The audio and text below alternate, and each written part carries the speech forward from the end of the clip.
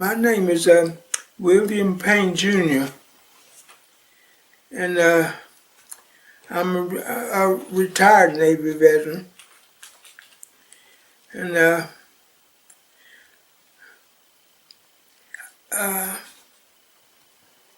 my wife, she retired too.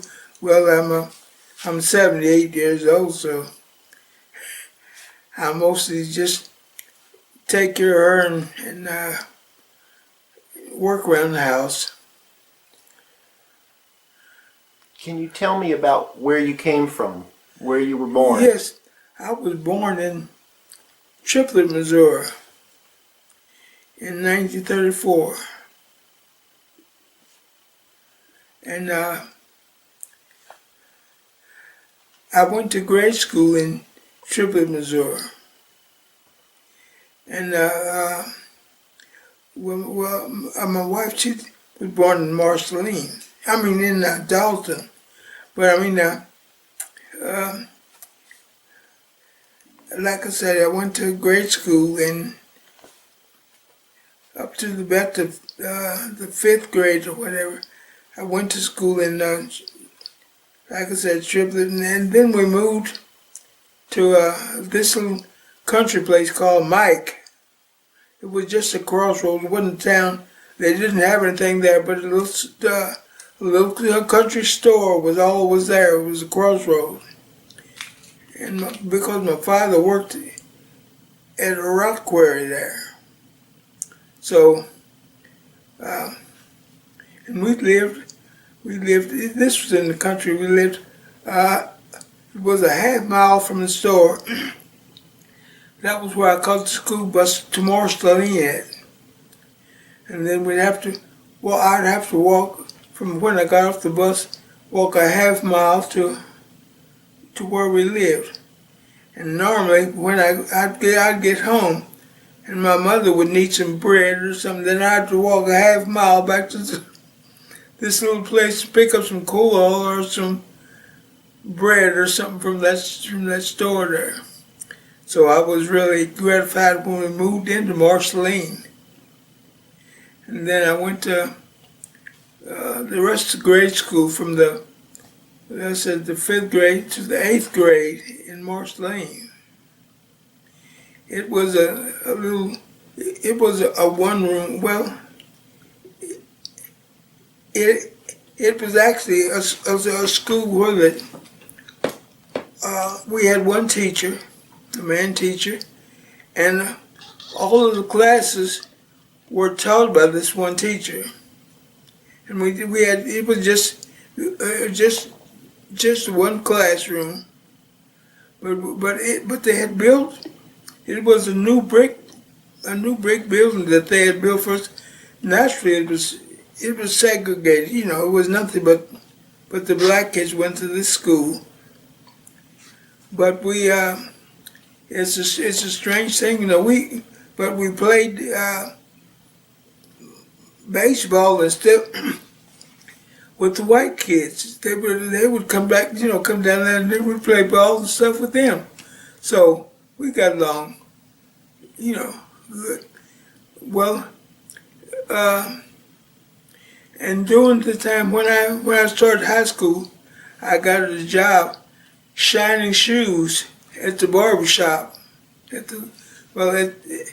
We had two barber shops, so I shined shoes at both of the barber shops. But it was a little money, you know, a little money there, so.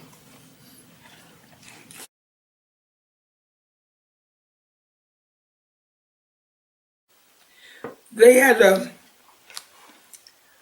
large building on the grounds that some of the teachers had. The teachers used to live on the premises. But when I started high school, that was when the teachers started to live in different, you know, in different communities. So they didn't have to live on the campus itself. But we had a little cafeteria that was was a little building off to the side. It was on the campus, and that was where at noon you could go in the little cafeteria and buy your lunch if you wanted to or whatever. But us older boys, we didn't stay on the campus at noon. We'd walk downtown and have our lunch down there, and you could get a sandwich and a bottle of pop and a bag of potato chips for 50 cents. So I guess we thought we were grown or whatever. So we did was getting off campus for a while, so we'd go down there at noon all the time. So, and some of the teachers, they didn't actually live in a dormitory. Some of the teachers was like my wife. One of the teachers lived with her mother, so they would board them, and they would only go home on weekends. Some of the teachers. Now, like when I was in grade school, that's the way it was. The teacher boarded with one of the students' parents and only went home on weekends.